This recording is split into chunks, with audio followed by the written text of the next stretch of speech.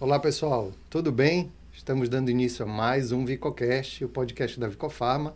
Eu sou Alexandre Macedo, diretor executivo da Vicofarma, e eu queria te convidar para vir aproveitar mais um VicoCast. Aproveita para curtir, comentar, compartilhar. Nosso compromisso é trazer sempre para você informação com segurança, e por isso que a gente sempre traz especialistas sobre diversos assuntos aqui. Então, antes de você aí estar assistindo, começou a assistir, já envia para aquele seu amigo, para aquela sua amiga, que precisa ouvir esse assunto que a gente vai conversar hoje. Hoje a gente está recebendo aqui o médico infectologista, o Dr. Lorival Marsola, e a gente vai conversar sobre várias coisas. Alguns mitos sobre as coisas que a gente faz no dia a dia. A gente vai conversar sobre pandemias, sobre vírus, bactéria, vacina, enfim. Um papo muito legal e muito interessante. Eu queria te convidar. Vem, aproveita aqui o podcast e assiste. Seja bem-vindo. Seja muito bem-vindo. Obrigado, Alexandre. Obrigado à Vicofarma pelo convite. E obrigado a vocês que vão nos assistir e compartilhar com aqueles amigos. Falar sobre a minha especialidade, sobre pandemias, sobre hábitos, né, de casa. Como melhorar esses hábitos é uma satisfação e vai ser um papo aí que vai ser desenvolver legal. Sim, mas antes da gente falar sobre isso, eu queria primeiramente uma curiosidade pessoal. Da onde vem essa familiaridade com câmeras e essa facilidade de falar? Sempre foi assim? Fez algum curso? Conta pra gente, porque eu, de fato, eu acho, se você ainda não assistiu, entra lá no Instagram do Dr. Lorival que você vai ver que é muito espontâneo, Na verdade, eu sempre fui desembaraçado para gravar. Quando eu era mais jovem, na escola, eu sempre gostava de apresentar os trabalhos, porque eu gostava de falar. E, e desde muito cedo, eu trabalhei com AIDS desde cedo, então sempre eu era muito convidado para entrevistas, mas eu era muito travado. Eu segurava, ficava, não sabia como me comportar nas câmeras, para onde olhar.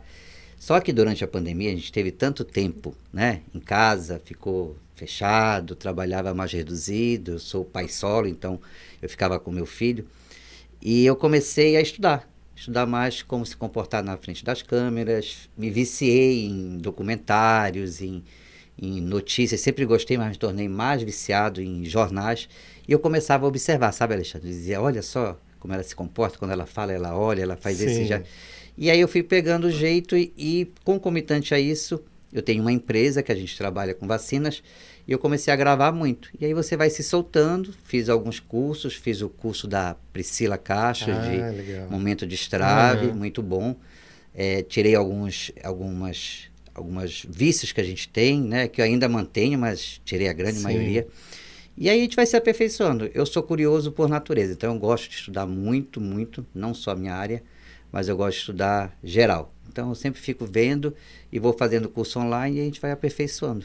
Porque era uma curiosidade. Quando eu vi, porque assim, muita gente fala, né? Mas assim, a naturalidade. Porque às vezes o pessoal diz, mas é porque é editada, não sei o quê. Não é ao vivo, é no editado, é o mesmo comportamento. Sabes fica que muito à vontade, e é né? uma coisa interessante. Os melhores vídeos que eu gravo, que eu mais gosto, é aquele que a gente grava de primeira, sabe? Que não vai fazendo takes. Sim. A gente faz take, parece que perde o sentido. Sim. Quando eu consigo gravar, e seja quem estiver gravando, às vezes eu estou em casa, é meu filho que grava, eu consigo gravar e me identificar melhor com o vídeo que vai de primeira, porque ele é mais espontâneo, ele sai melhor. E uma coisa também interessante é que eu gosto de falar a linguagem que chega, que é umas críticas que eu tenho, são críticas que eu tenho muito forte à minha área médica. Então a gente vê o colega médico falando, ele usa uns termos tão muito técnicos, né? Assim, entende, sofisticados, que às vezes nem eu entendo, né? Sim. Então eu acho que isso, desde cedo eu tive muito cuidado, sabe, de falar um termo mais chegado. A gente é paraense, a gente gosta que a pessoa entenda melhor. Então, que ele consiga entender mesmo e se identificar, na verdade. Então, quando ele se identifica, ele consegue passar receber a informação melhor e passar melhor adiante também. A gente percebe. Parabéns. É bem Obrigado, legal. Acho que a comunicação chega de forma muito efetiva. Eu acho que prende a gente. Então, acho que tem muita... E a gente estava até comentando antes de começar a gravar a quantidade de seguidores, né, que fez no Instagram. Em poucos meses, assim, um absurdo de crescimento. Né? Uma surpresa. Na verdade... foi uma curiosidade, falei, eu quero conversar sobre coisas do dia a dia, eu quero falar da minha especialidade, que eu sou apaixonado pela infectologia, quero conversar de coisas diversas, né? Então, não só da minha especialidade, mas diversas. E aí eu comecei, e faz pouco tempo, foi em outubro agora de 2025, E o retorno foi muito grande, não é? Foi muito grande. Tem aqueles vídeos gravados que foram mais responsáveis e mais clássicos, tipo os cuidados de não dormir com o cachorro, que a gente pode abordar daqui a pouco, que aquele teve uma repercussão muito grande, positiva e negativa, né? Tanto é que quando eu gravei, no início eu falei, muitos irão não gostar de mim, mas eu preciso falar. E é verdade, porque eu tenho cachorro, sou apaixonado por cachorro, mas não são humanos, né? Sim. Eles têm a particularidade deles e nós temos as nossas. A gente precisa respeitar dos dois lados. E assim, e cresceu. E agora eles me alimentam também, né? Hoje mesmo eu gravei um retorno para um seguidor nosso, que é muito bom, porque às vezes a gente acha que quem está do outro lado só usa aquilo com uma intenção de like, de repercussão. Sim. E não, e é um retorno bom para a gente. Então eu respondo, eu que faço as respostas, eu que respondo os comentários, as mensagens. E isso é muito bom, porque nos faz estudar, né? Às vezes, doutor, fale sobre tal coisa. Eu vou estudar e gravo o vídeo. Gravo o vídeo e marco a pessoa. Olha, aquela sua curiosidade está aí respondida. Resposta, né? Então, eu gosto disso e é uma interação muito boa. E tem o lado ruim, que você com certeza conhece, que são aquelas pessoas que estão ali para perturbar, na verdade. Sim. Também não estraga. No início, alguns comentários até afetam a gente, né? Chegam a nos deixar assim, pô, nem me conhece, como é que ele diz essas... E aí eu aprendi a filtrar, nem me bato, deleto ou denuncio, dependendo do comentário. Tem comentários agressivos mesmo. E passa adiante, esqueço. E aí se tornou habitual hoje. Chega, eu vejo que dá para contribuir, fica, eu comento, respondo. Não dá, quando passa não dá, adiante. Entendi. Melhor coisa. E para a gente entender, e para quem está nos assistindo, nos ouvindo também, né, que a gente depois vai para o Spotify, o que afinal faz um infectologista? Quando eu devo procurar um? Né? Então, assim, eu acho que eu não sei se é uma especialidade que a gente comenta muito no dia a dia, assim, né? Geralmente a gente vai primeiro num clínico, de repente, e ele vai encaminhado, mas quando é que eu devo procurar um? Assim, em que momento? O infectologista, ele é um clínico especializado. A princípio, o infectologista, ele é aquele que trata doenças infecciosas e parasitárias, ou seja, causado por vírus, bactérias, fungos e pelos parasitas, né, que são os vermes. Mas uma área que ficou muito forte da infectologia foi a parte da virologia com a pandemia. Então, nós infectologistas nos tornamos mais conhecidos pós-pandemia. Apesar de que é uma especialidade antiga, bem antiga. Eu sou especialista desde 95, então só eu tenho 30 anos de especialidade. Então é muito antiga. E tem uma área mais específica da infectologia, ela é dividida em várias áreas, subespecialidades, que é a medicina tropical, né? Que é aquela que trabalha mais as doenças dos trópicos, etc. Mas tem um equívoco em relação a isso, que eu acho que é interessante para vocês saberem. A gente trabalha muito prevenção. O infectologista, por si só, ele é preventivo.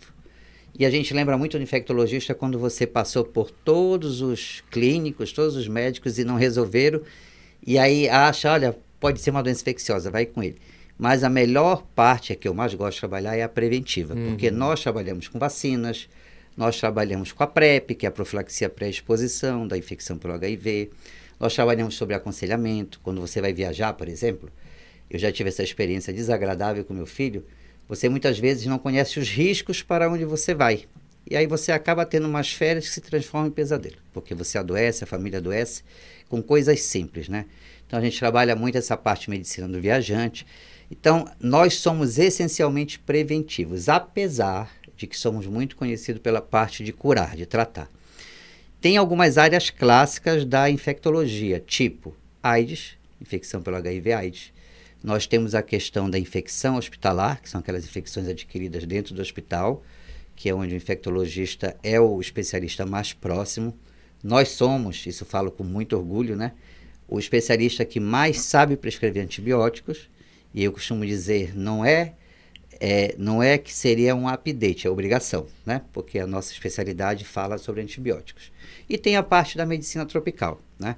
Que trabalha a parte das doenças como malária, como dengue, aquelas que são mais específicas ali dos trópicos, que isso está se perdendo muito, porque a gente vê hoje essa globalização, que as doenças também estão sendo globalizadas e acaba perdendo um pouquinho. Mas ela é uma especialidade também bastante conhecida da medicina tropical. De forma geral, é isso que a gente trabalha. Entendi. Então, a gente pode procurar de início um infectologista. Você não precisa ser encaminhado por alguém, não. Né? Eu tenho situações que a gente vive no consultório, principalmente consultório privado, que são interessantes, né? O paciente chega e quero fazer check-up.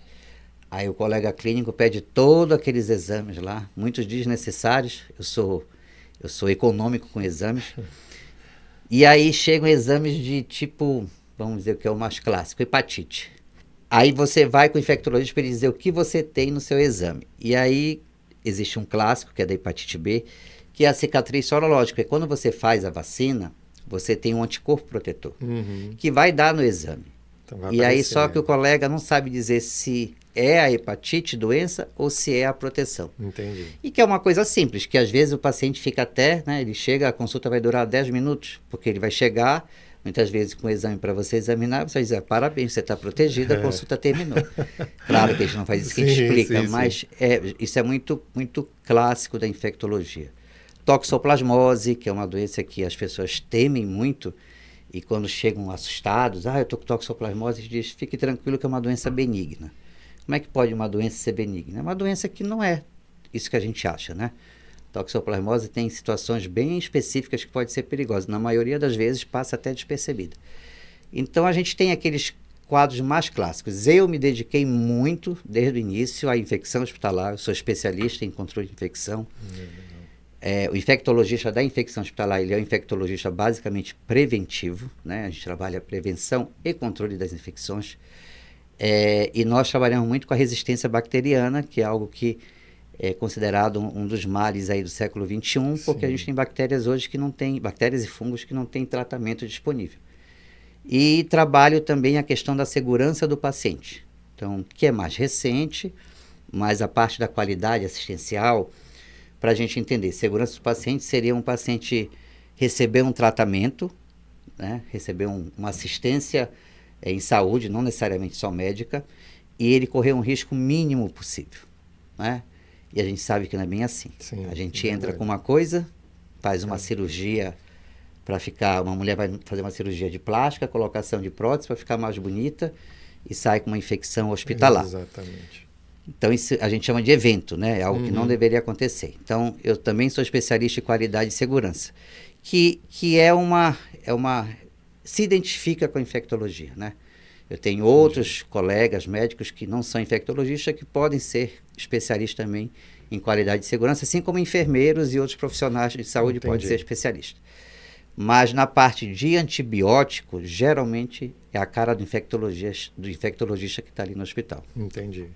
E a gente estava conversando também, e que são coisas muito comuns aqui na nossa região, essa questão de alguns mitos. Eu lembro de um deles que é clássico, mas eu queria que a gente conversasse assim, quais são esses principais mitos? Eu vou lembrar só de um, que eu ouço em casa sempre, especialmente agora no período chuvoso, que é sai da chuva, senão você vai gripar.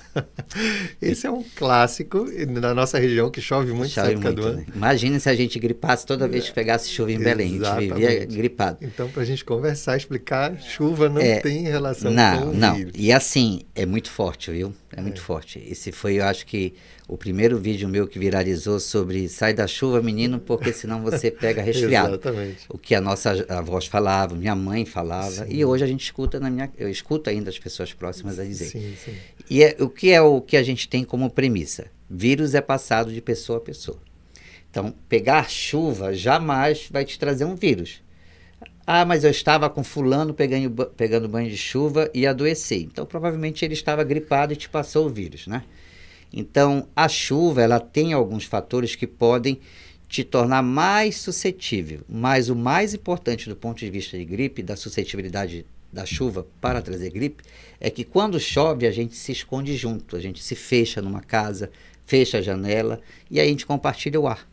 E nesse compartilhamento do ar é que corre o risco das doenças transmitidas por via respiratória. Mas a chuva jamais. E aí, é muito engraçado porque surgiram tantos comentários, a chuva tóxica, a chuva não sei o quê, a chuva gasosa. O pior problema da chuva é os primeiros minutos, porque traz o calor do... E realmente é mais quente, mas não traz o vírus. Então, a premissa disso é, por mais que você pegue chuva, por mais que você esteja no frio, na neve, para você pegar vírus, você tem que pegar de alguém. E esse alguém vai te transmitir um vírus em outro ambiente, ou até mesmo ali, quando você estiver tomando banho de chuva com a pessoa. Mas a água da chuva não traz vírus, não traz bactéria. para dizer que a gente não está dizendo que traz vírus bactéria, é claro que se você pisar na água parada ali do esgoto, vai pegar a leptospirose, que é uma bactéria, mas não é da chuva, da né? chuva. Aí, talvez, eu acho que eu não sei se acontece em locais frios, por exemplo, eu estiver molhado, ficar muito tempo molhado, eu posso pegar talvez uma outra nada bacteriana. O frio, ele diminui a tua resistência. O frio, na verdade, ele pode alterar algumas questões do teu corpo, porque quando você tem frio, os vasos que irrigam a pele, o sangue, né, eles fecham, né, eles contraem, que é uma maneira de você levar o sangue para onde precisa e também de proteção do calor, né, segurar o calor para não fugir. E quando você fecha, você fica com as áreas mais suscetíveis. Tanto é que quem ficar muito tempo na neve com a mão vai queimar e vai dar necrose, né? Então, isso talvez altere o teu sistema imunológico quando você é exposto a um frio intenso, rigoroso, que não acontece numa chuva, né? Um frio intenso, rigoroso, você ter alteração que pode levar a tua suscetibilidade, a tua imunidade a cair. Porém, para tu pegares a gripe, alguém vai ter que chegar e te passar o vírus.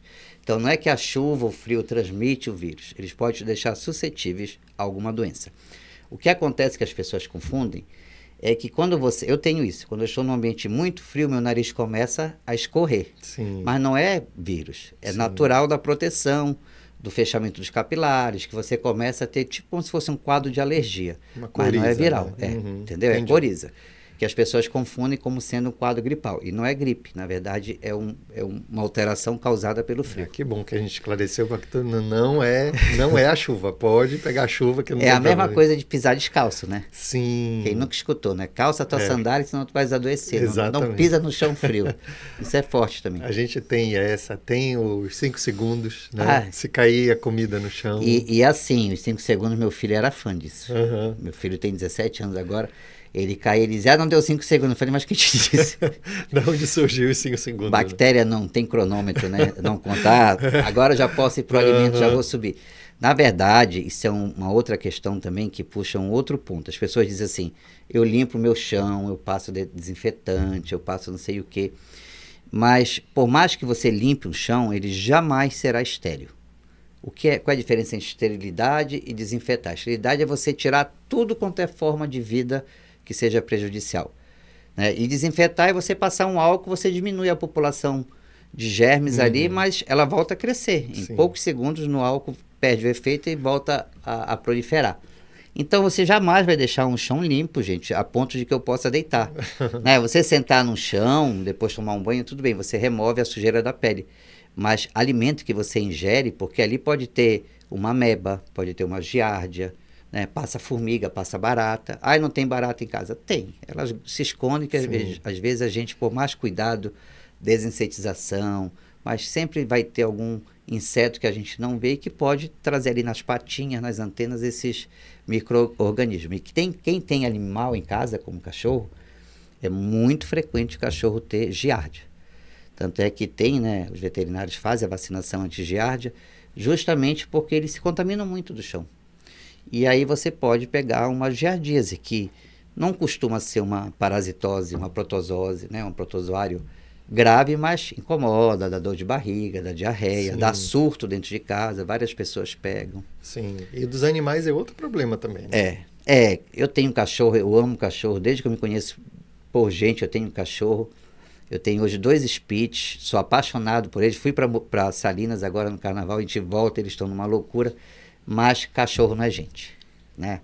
Cachorro não é gente. Eu até entendo, porque antes de ter filho, eu chamava os cachorros de meus filhos, tratava como se fosse filho. Mas eu acho que isso não vou entrar nesse mérito, mas é uma questão de olhares, né? Eu acho que cachorro é animal, gato é animal. A gente precisa entender que a gente pode transmitir doenças para eles, mas eles transmitem doença para nós. Para que a gente entenda, a nossa cavidade oral, a boca, ela é muito colonizada por bicho, por bactérias, por vírus, que são normais, que vivem ali.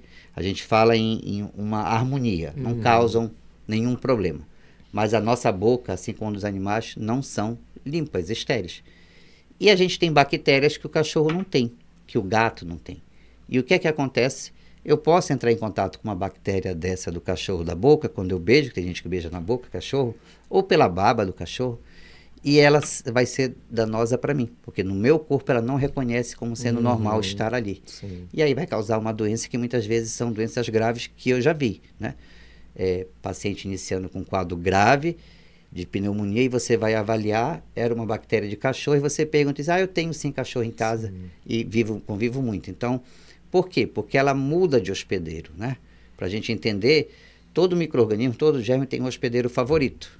Então, aquele hospedeiro se adaptou e ele vive de boa. Quando ele passa para um outro hospedeiro, no caso nós, ele não está adaptado. E ele pode agredir e causar doença. Isso vale para compartilhar alimento, né? Isso vale para deitar na cama também, né? Porque... Que eu acho assim extremamente não limpo, né? Você pegar um pedaço de comida do cachorro, dar para ele comer e colocar na boca. Extremamente complicado. Tem gente que diz, nunca me fez mal, nunca senti nada. Isso aí é muito frequente, né? Todo comportamento de risco, a gente leva para o lado que eu sempre fiz isso e nunca nada aconteceu. Isso é risco em saúde. E assim como você tem risco em outras áreas que não são infecciosas, nem sempre que você se expõe a algo, você vai ter a doença. Então, você dirige um carro bebido, você talvez passe pela polícia, ela não te veja, você não vai ter a parte legal para cumprir e talvez também não tenha um acidente. Mas existem pessoas que causam acidente por causa da bebida, né? Você fuma a vida toda e não tem câncer de pulmão. Mas é comprovado, é uma das doenças mais estudadas e comprovadas, que cigarro e câncer de pulmão têm relação direta. E tem gente que tem.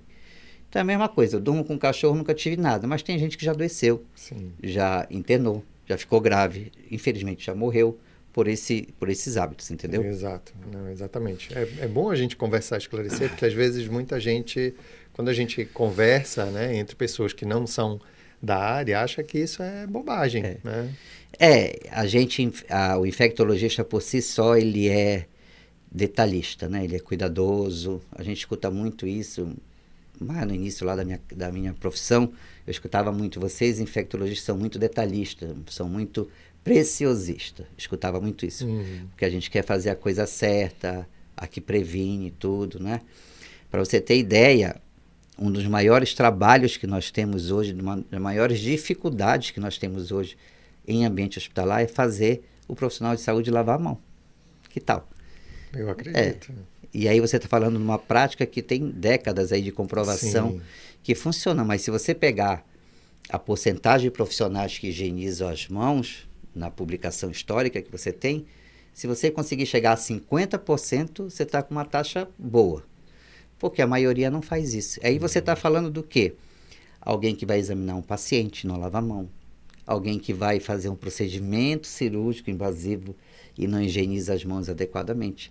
Você está falando de alguém que está, muitas vezes, fazendo um exame invasivo, por exemplo, um exame ginecológico, aí tira a luva, não higieniza as mãos depois.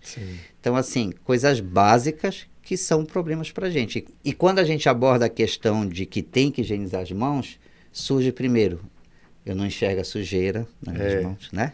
Porque a gente não enxerga a bactéria. Isso é coisa de infectologista, isso é coisa da CCH, que é a comissão que cuida da prevenção e controle de infecção. E é algo que, para nós que trabalhamos dentro do hospital, eu nunca me cansei de trabalhar com isso, mas ele chega a ser, como é que eu posso falar? Nos expolia, sabe? Porque eles são agressivos. Eles muitas vezes não aceitam. Nós temos enfermeiras excelentes aqui em Belém que trabalham com prevenção e controle de infecção. Quando ela vai abordar um cirurgião, eles são grossos, são grosseiros, né? Um outro colega de UTI é grosseiro, porque ela tem a boa prática, está dizendo para ele como é para ser feito, e eles não aceitam. Então, isso é uma das coisas mais, eu diria assim, mais problemáticas hoje, que é comprovado e que a gente não consegue mudar. Isso é risco, né? Sempre fiz isso aqui no meu consultório, nunca tive problema. Será que não teve mesmo, né? Exatamente, a gente não consegue medir, né? Tudo. E o que acontece depois, né? Você não tem como um paciente evoluir com uma infecção hospitalar e dizer sempre com exatidão qual foi o ponto que falhou. Onde, né? Onde foi que falhou? Detectar é difícil. Muitas vezes você consegue ver que foi falha no procedimento de esterilização do material cirúrgico e tudo, mas a maioria das vezes não. E é algo que no Brasil não evolui muito do ponto de vista de sensibilização da população, que eu hoje acredito muito que quem vai ser o principal responsável de mudar essa realidade de eventos adversos no Brasil, que são aqueles que não deveriam acontecer quando você está sendo submetido a um cuidado em saúde, e as infecções somos nós, porque a gente precisa exigir, né? Sim, é verdade. Vou fazer uma cirurgia no hospital, uma cirurgia eletiva, eu tenho todo o direito de dizer assim, eu quero conhecer o centro cirúrgico, eu quero conhecer os protocolos de prevenção e controle de infecção, eu quero saber os protocolos de esterilização do material que vai ser utilizado. É um direito meu do consumidor, mas as pessoas não fazem isso. Não faz, Não. não, com certeza não. E ficam com vergonha de perguntar. Quando perguntam, mostram só um bando de papel que não entende, né? Então, assim, nós precisamos exigir isso. Sim. Não, eu vim fazer uma cirurgia limpa, né? Eu vim fazer uma cirurgia simples. Por que eu evoluí com essa infecção? Quero saber o que aconteceu. Sim. Nos Estados Unidos, nos países mais avançados, isso mudou pela parte financeira. Por causa de processo. Por causa de processo.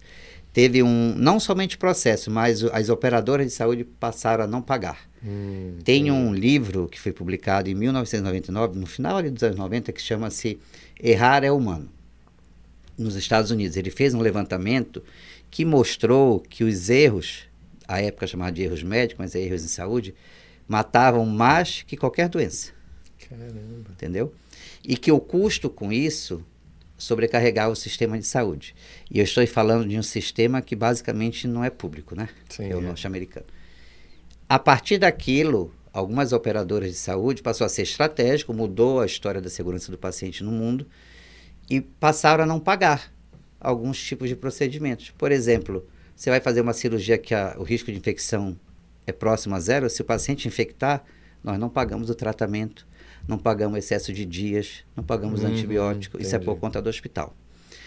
Além disso, a judicialização por parte do paciente. Aí os hospitais foram obrigados a implementar medidas mais fortes para evitar aquilo. Né? Você vai para um hospital, passa uma sonda vesical, que é aquele tubinho que a gente passa na uretra do indivíduo para ele fazer xixi.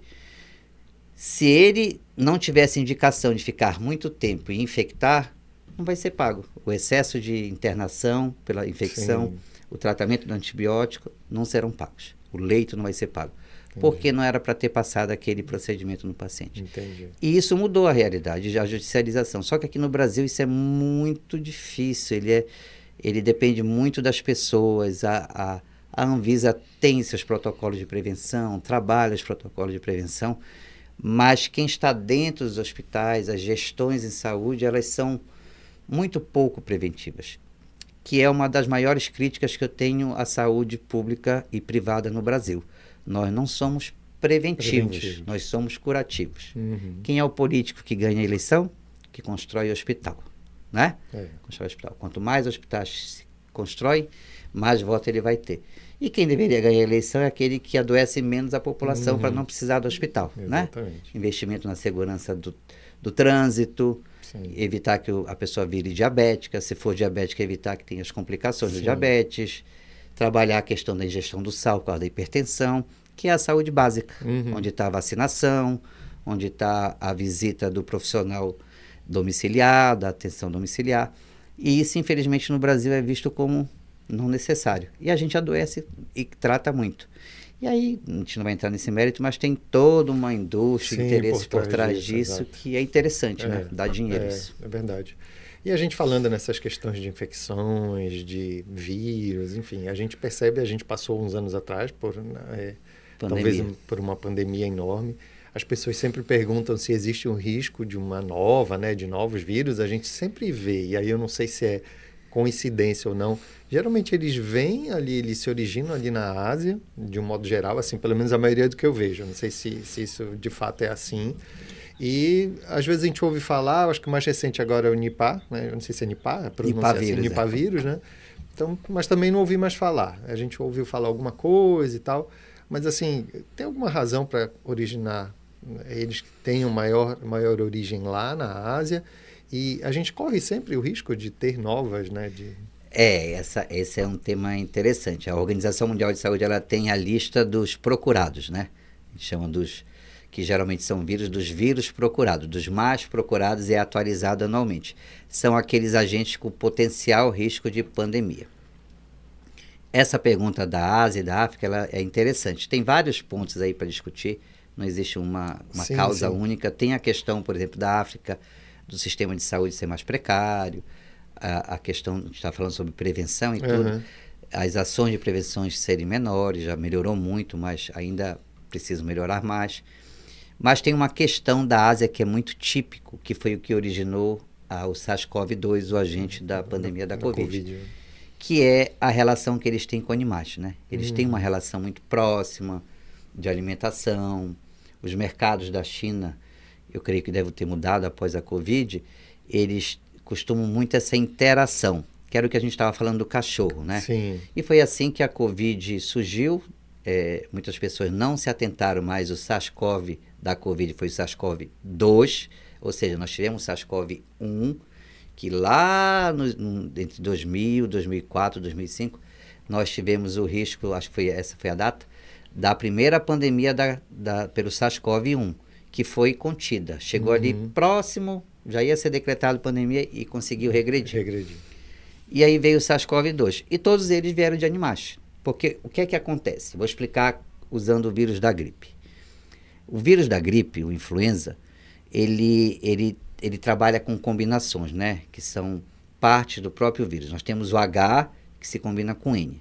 Então, por exemplo, muito conhecido para nós é o H1N1 e o H3N2.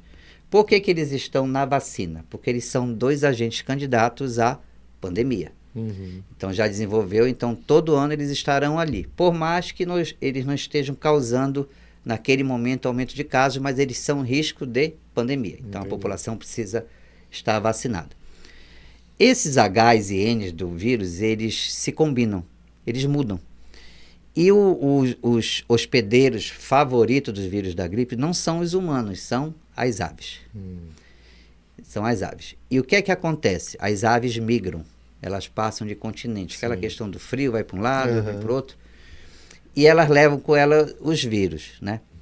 E isso é monitorado pela OMS. Então a OMS tem pontos, inclusive o Brasil tem, que envia-se amostras para saber quais esses vírus estão circulando para a gente saber. Só que quando ele está ali no pato, na ave migratória, ele não está causando nada no homem. Por quê? Porque ele não fez o que a gente chama de pulo. Ele não sai dele para o homem. Entendi. Ele não consegue se adaptar. Só que alguns têm o escape e conseguem. E sempre eles têm um hospedeiro intermediário ali. Ave de consumo, tipo frangos e galinhas, porcos e tudo, que vai ser aquele pontapé inicial. Nós temos agora, eu acho que é o H5N1, vou já confirmar, acho que é o H5N1, que ele conseguiu dar uns pulos para os seres humanos, mas ele não se adapta. Entendeu? Esses vírus que são muito agressivos, igual o Nipah, agressivo no sentido de que mata rápido, eles geralmente não conseguem se adaptar. O que é adaptar? Eles não conseguem ficar passando de indivíduo para indivíduo, porque ele já para ali, porque ele mata o indivíduo. Foi o que não aconteceu com o SARS-CoV-2, né? O SARS-CoV-2 tem uma mortalidade baixa, matou muita gente porque acometeu o mundo todo. Mas ele tem uma mortalidade baixa, e então ele consegue se perpetuar passando de pessoa a pessoa, além de ser a transmissão respiratória. Então, esses vírus da influenza, eles são sempre e sempre serão candidatos à próxima pandemia, pela facilidade.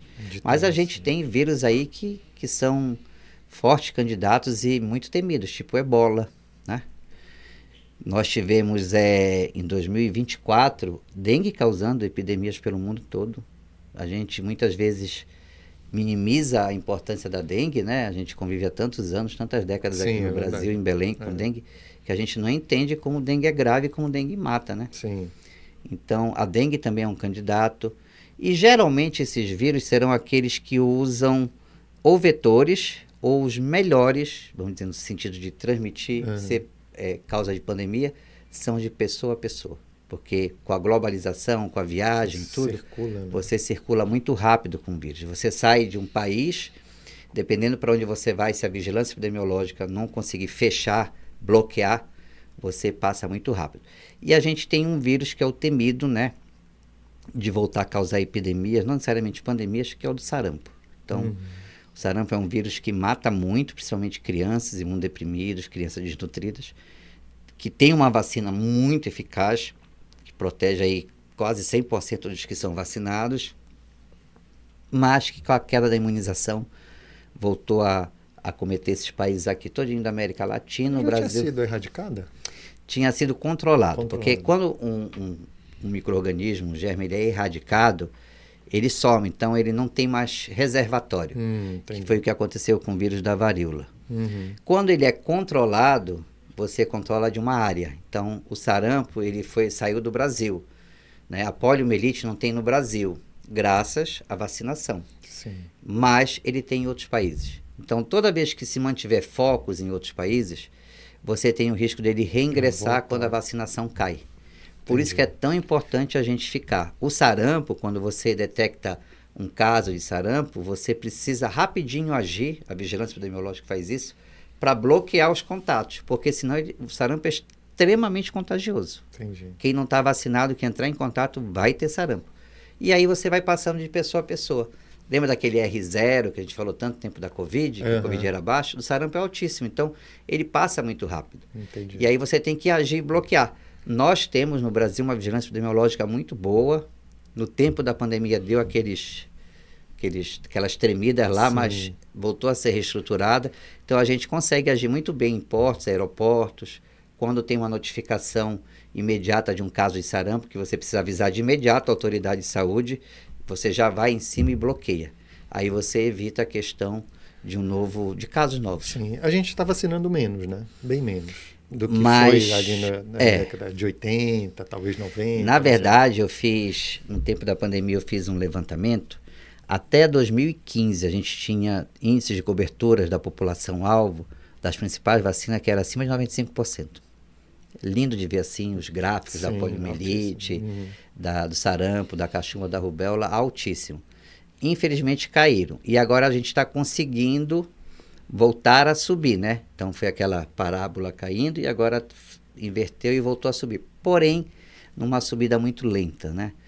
E aí vem a questão, infelizmente, da mistura política com saúde e também das fake news, né? Da máquina de fake news que a gente tem e do movimento antivacina que chegou no Brasil, coincidentemente com a pandemia, né? Se alastrou. E são coisas, Alexandre, absurdas que a gente escuta. Eu imagino. Como é uma área que eu atuo muito, vacinação, são coisas assim do outro mundo que tu não tem noção a fantasia da cabeça das pessoas como elas fazem. Sim. São coisas que você não tem, às vezes, nem argumento, porque é tão absurdo o que eles inventam que você não tem argumento. A vacina da Covid é a favorita, é a vítima de todas. Sim. Hoje, a única coisa que eu argumento quando alguém fala contra a vacina da Covid é, graças a ela, você está vivo e está aqui com a sua vida normal. Porque foi a vacinação contra a Covid que tirou a pandemia, acabou. Mas muda RNA, muda o nosso DNA, que transforma a gente, que está causando câncer, está matando crianças. Aí você pega as publicações, pega a experiência que se tem com as bilhões de doses aplicadas, isso não existe, né? Mas com a rede social todo mundo ganhou o poder da comunicação e da difusão, e é incrível como esses vídeos sensacionalistas eles conseguem ter um alto alcance. Alarmistas, né? E a pessoa que, eu não acho que seja por questões individuais de maldade, mas ela assume aquela informação e ela passa adiante, né? São as famosas tias do Zap, né? Que recebem e vão passando e tudo. Mas eu acho que isso, assim, a da Covid especificamente, eu acho que foi em função do tempo. Porque, tipo, essas mais antigas, que são já estabelecidas, eu acho que elas não têm, não sei, não tem tanto essa... Tem muito. Tem, A do sarampo, que é uma das vacinas mais antigas, ela tem uma questão de que causa autismo. Nos anos 90, teve um trabalho no Reino Unido, publicado por um médico, que fazia a relação da vacina do sarampo com o autismo. E, posteriormente, ele foi muito contestado e fizeram a revisão do trabalho e viram que era um trabalho fraudulento, por questões de indústria farmacêutica. Entendi. E aí, foi no Lancet, né? The Lancet. Aí o The Lancet foi.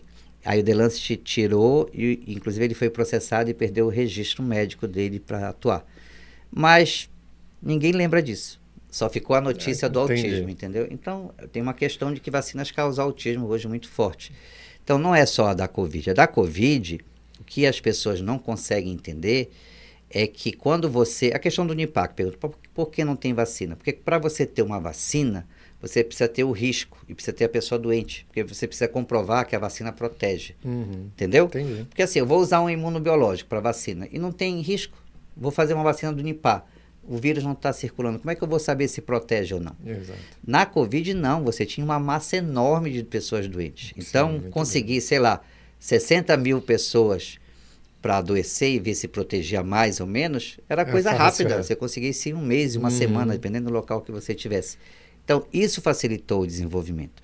Entendi. E as vacinas de RNA mensageiro, elas vieram para ficar, porque ela facilita, ela tem uma excelente eficácia e ela facilita a combinação de proteção. Então, tu imaginas eu fazer uma vacina contra a Covid e contra a gripe com uma única vacina, uma única agulhada? Entendi. Uma única visita, você toma uma injeção e protege? Já está protegido. A criança vai na clínica se vacinar, vai no SUS se vacinar, com 2 meses ela toma 3 vacinas.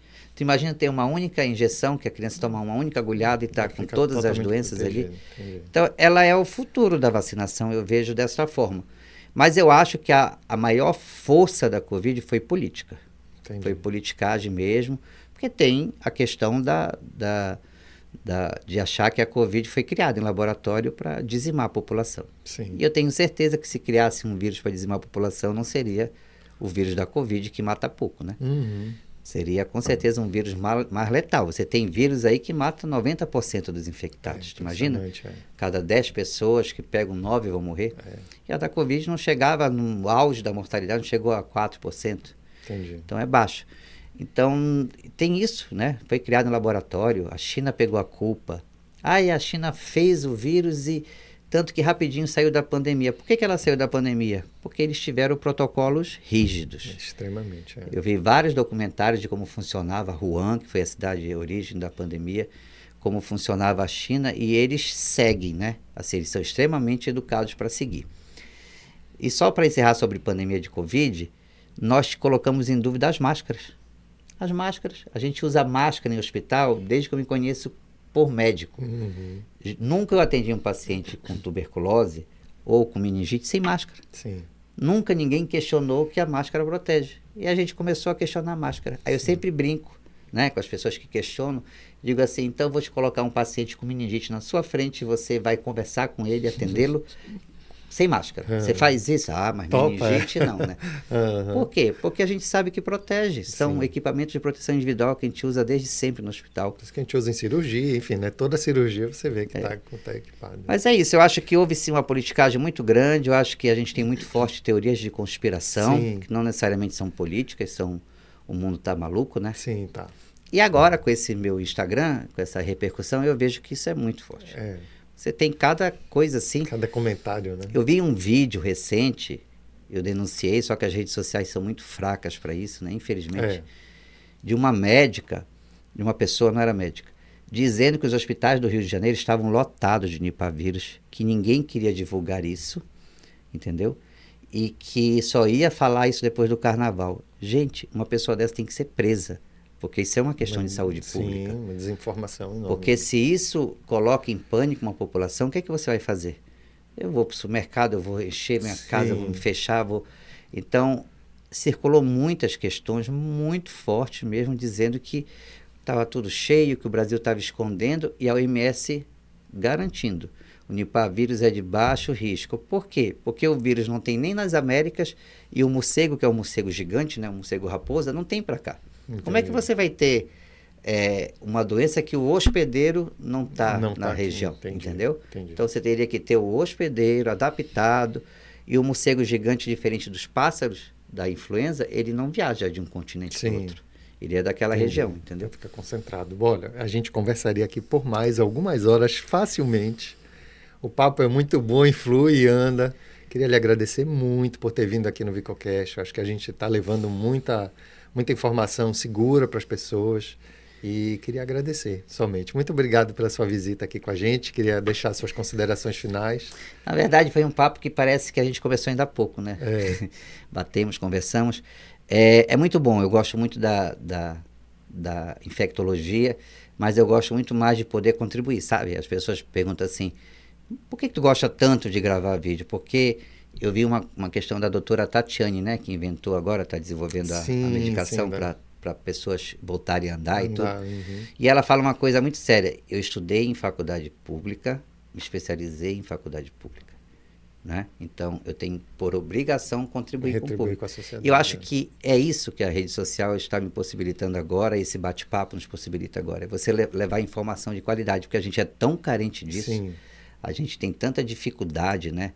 Por isso que eu sempre digo para qualquer pessoa que pega uma informação, é simples você saber. Vai checar, veja a pessoa, se for um médico você consegue entrar lá no Conselho Federal de Medicina, ver se ele existe, jogue no Google, procure, veja um site, veja o OMS.